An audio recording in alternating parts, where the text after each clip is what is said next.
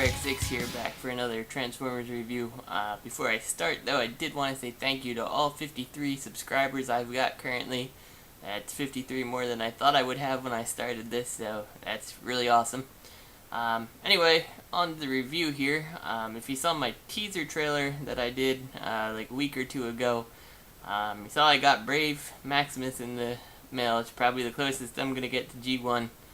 Fort Max, but I'm okay with that. I like the Brave Max colors better.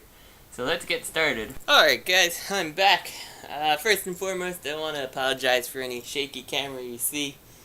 Since he is so big, I want to give you guys a little bit better of a look here, but that's going to involve me moving the webcam here. First, we'll start out with looking at his Headmaster, if I can get it into focus here.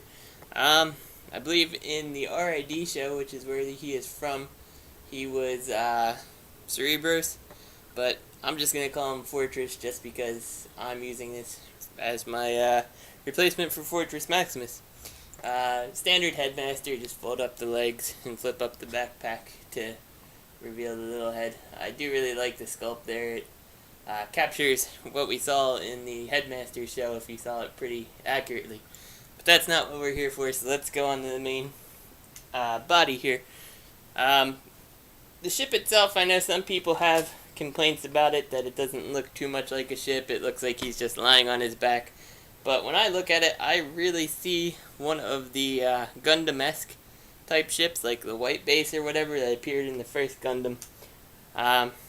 It's pretty cool looking. I like all the guns on there. These red guns are actually repro'd. They don't come with Brave Max in case you're buying one. But yeah, I really like the looks of it. It's a pretty solid looking ship. If we go and look at the cockpit up here, opens up, and of course we can take our little Headmaster. We can stick him in so he can pilot the ship. Let me get this over here so you can see him inside there. It's pretty big, rather neat. But that's really all I can say about the ship. It's pretty cool for just a ship if you want to imagine some intergalactic travels. Unfortunately, I guess kids won't really have the opportunity to do that since you can't find it anymore. But yeah, let's go on to the city mode, which is next. Alright, now we're back with base mode here. This is where I feel the figure really shines in its alternate forms. I really like this one over Fort Max just because you have all the yellow detailing in the towers here, which really make it look more like a really well fortified city. Right here I've actually got 3 scales of figures that it works well with. Here's like your mailway Omnibots. They pretty much are the exact size of the ramp that you would be looking at. You got the world's smallest, and they make a pretty impressive display when you have them all set up here, but maybe a little too small for the set. I personally feel they work best with like the Legends class, which is pretty cool considering that we're supposed to be getting a new Legends Optimus Prime and such. The only big problem is it really makes Fortress seem abnormally large. In the city mode here, there's a number of little gimmicks. On each side here you got these ramps that are supposed to eject the cars forward. The Omnibots seem to work best.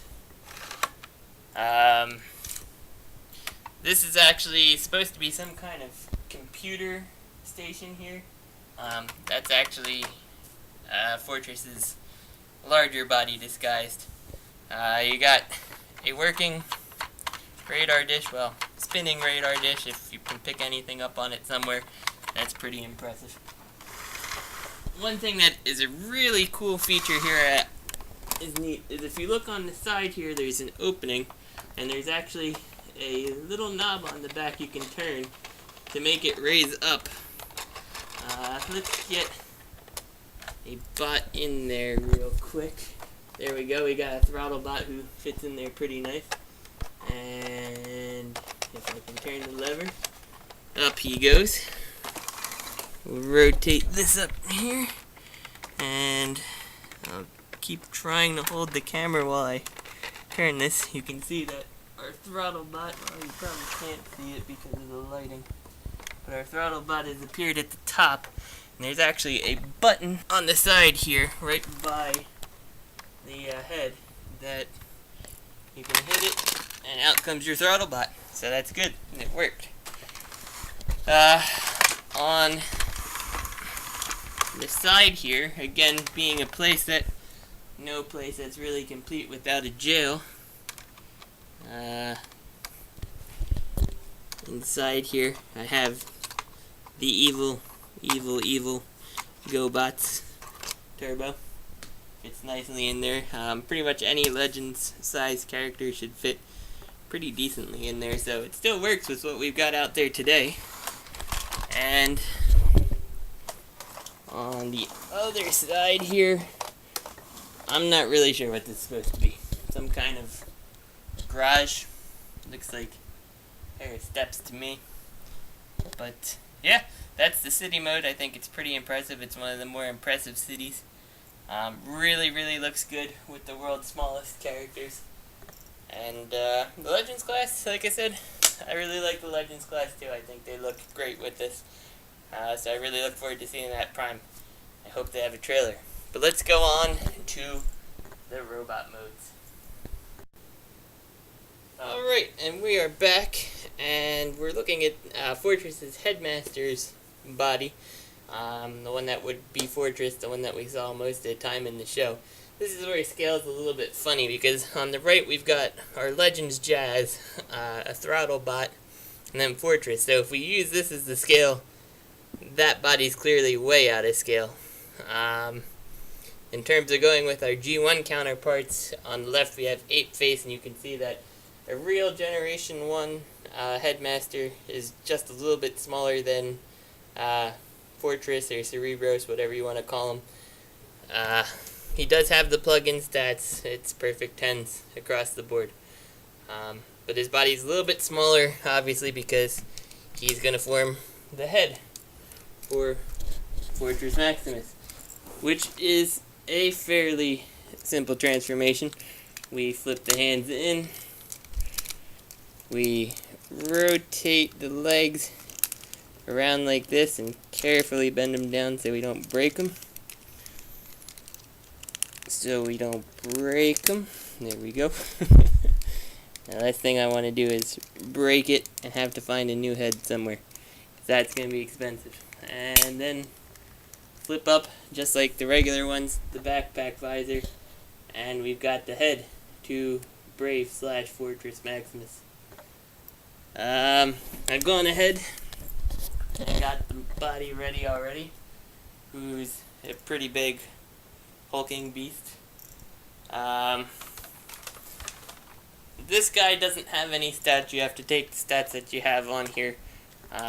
You don't even really need the little bottom Headmaster here, but nevertheless there's a slot for it. And you slide it in, and now we have Brave Maximus in his robot form. And this guy is armed to the teeth. I mean, we can flip out the bottom cannons. We can flip out the side cannon here. We got the two cannons in the arm, the ones I got reproed here. On top of that, you've got little wrist-mounted blasters, as well as forearm-mounted blasters on both sides. Again, with the wrist, with the swivel out. And let's not forget